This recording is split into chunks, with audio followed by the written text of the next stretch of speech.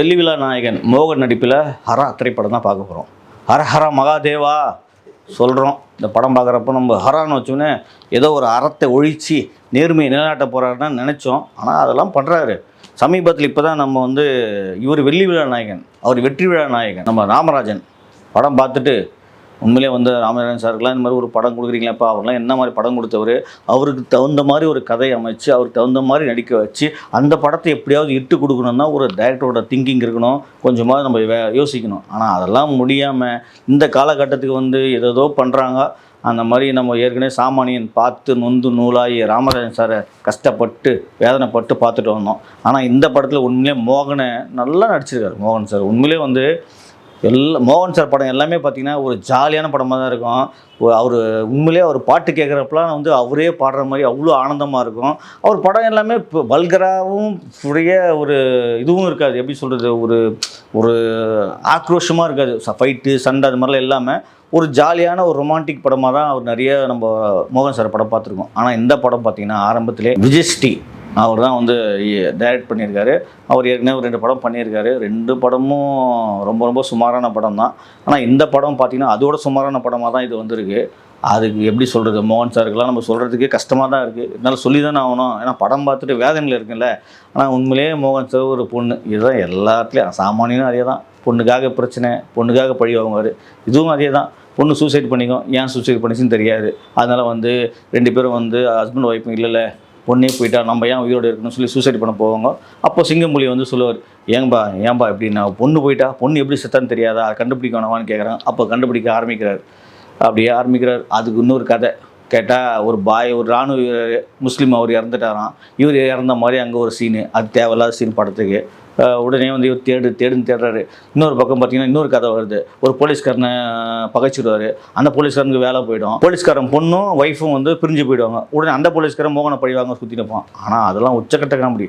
அந்த போலீஸ்காரன் சுற்றுறான் பாரு, நம்மளை கடுப்பேற்றி எப்படி சொல்கிறது, ஒரு 2 ஒரு படத்தில் ஒரு 1 hour படம் இந்த போலீஸ்காரன் சுற்றுறது தான் விளையாடுது. அங்கே போ, இங்கே போ, இந்த ரோடு போ, அந்த ரோடு போ, அங்கே போ, இங்கே போன்னு கிட்டத்தட்ட நம்மளை கடுப்பேற்றி அந்த போலீஸ்காரன் சுற்றி வர்றாரு. அது ஒரு பக்கம் கதை போகுது. இன்னொரு பக்கம் அப்படி வந்தேன்னு வச்சுக்கோங்க, யார் கொலை பண்ணாங்க அப்படின்னு சொல்லி ஒரு கன் வாங்கிறதுக்கு வர்றாரு.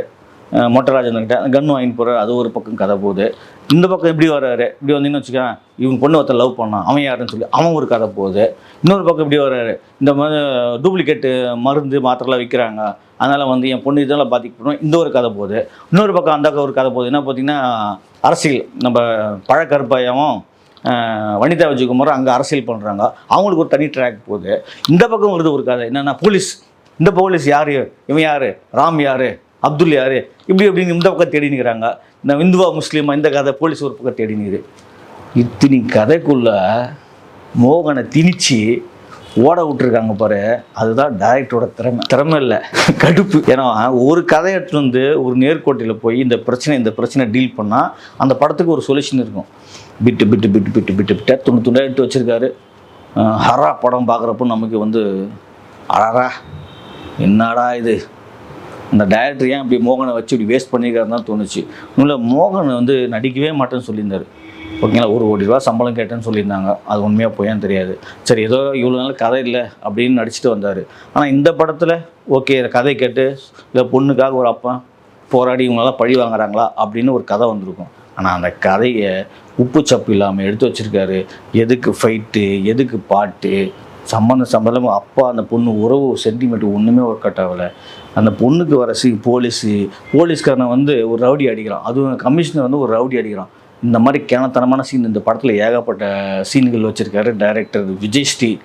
ஐயோ முடியலப்பா. அப்புறம் இந்த படத்தில் பார்த்தீங்கன்னா மோகனுக்கு அப்புறம் நிறைய பேர் வராங்க. யோகி பாபு வராரு, பாவம் ஜூனியர் ஆர்டிஸ்டோட கேவலமாக போகிறாரு. இதில் அதுதான் உச்சக்கட்டு கொடுமை. அவர் டேட் வாங்கிட்டு ஏன் இப்படி வேஸ்ட் பண்ணாங்கன்னு தெரியல. வராது ஒரு சீன் அவரை வச்சு எதாவது காமெடி பண்ணியிருக்கலாம், அந்த படத்துக்கு ஏதாவது ஒரு கோரியை வச்சுருக்கலாம். வராரு, ஒரு சீனில் உட்காந்துக்கிறாரு, வராரு ஒரு பாட்டில் மாண்டேஜில் உட்காந்து பேசுகிறாரு, திருப்பி வராரு ஒரு கோர்ட்டில் சீன் மொக்க காமெடி பண்ணுறாரு. யோகி பாபு போட்டு வேஸ்ட் பண்ண படமாக இருக்குது. மொட்டை ராஜேந்திரன் அவரையும் வேஸ்ட் பண்ணியிருக்காங்க. சிங்கம்புலி அவரும் ஜூனியர் ஆர்டிஸ்ட் மாதிரி போகிறாரு. இந்த மாதிரி சில எவ்வளோ பெரிய ஏகப்பட்ட ஆர்டிஸ்ட்டும் வேஸ்ட் பண்ணியிருக்காங்க. ஆனால் இந்த மொத்தத்தில் இந்த படம் மோகன் வந்து சூப்பராக நடிச்சிருக்காரு. நல்லா எப்படி சொல்ல, மோகன் அழுது நம்ம பார்த்துருக்க மாட்டோம், கதறி ஒரு ஆக்ரோஷமாக சண்டை போட்டுலாம் பார்த்துருக்க மாட்டோம். இதெல்லாம் பார்த்தோம், அதில் ரொம்ப திருப்தி மோகன் பார்க்குறப்ப. ஆனால் மோகனோட குரல் இருக்குது பார்த்தீங்களா, இத்தனை வருஷமாக தமிழ் சினிமாவில் எவ்வளோ படங்கள் பண்ணியிருக்காரு. ஆனால் அவர் ஓன் வாய்ஸில் பேசுகிற சந்தோஷம் நமக்கு எந்த மாற்றம் இல்லை. ஆனால் கேட்க முடியல சாமி. கன்னடாவும் தமிழும் சேர்ந்து பேசுகிறது நம்மளால் அந்த படத்தில் நீங்கள் எமோஷனலாக பேசலாம், நமக்கு சிரிப்பாக வருது சாமி.